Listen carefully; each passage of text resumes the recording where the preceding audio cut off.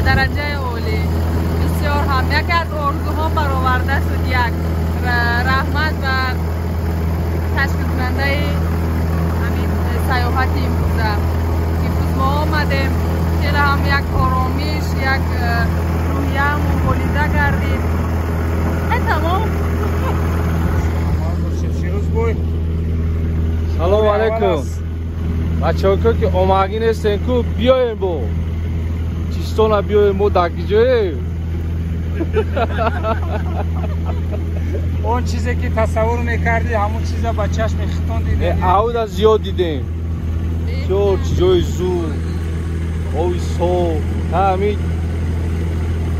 با پیستا میارن تا یک با پیستا میزنی با همه جای اساسیش که به پول دارم به پول چکنه همه چی میفونه تا نه به فرامشی خیلی نه کمی اگر با همین شاو میرفته نقص بشه لحظه ترسناک شب بود. ترسناک نداره اگر نه نداره ترسناک شب چکنه خواب بره میدین تاثیراتو چه؟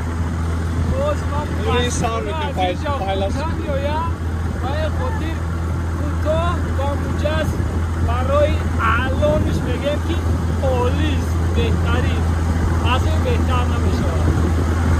مرحبا نوربرداری محترم طالب سیفور. سخن از دهان لقمان خوش است. باری اول است در این موبنبار باری اول است در اینجا با اینجا میویم بهترین پلیس خوب بوز کنیم اینه که شبی در روز همین در لب او با گرفتن موهی مشغول بودید.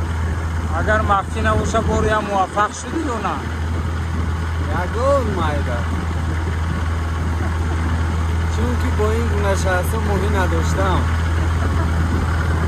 یا اینکه موهی های اینجا سرن این موهی های اینجا کلوبی داشت شالا از این روز انتظار است که اکای طالب یک موهی میخفت که سر موهی میخفت که افسوس روزم بگاشت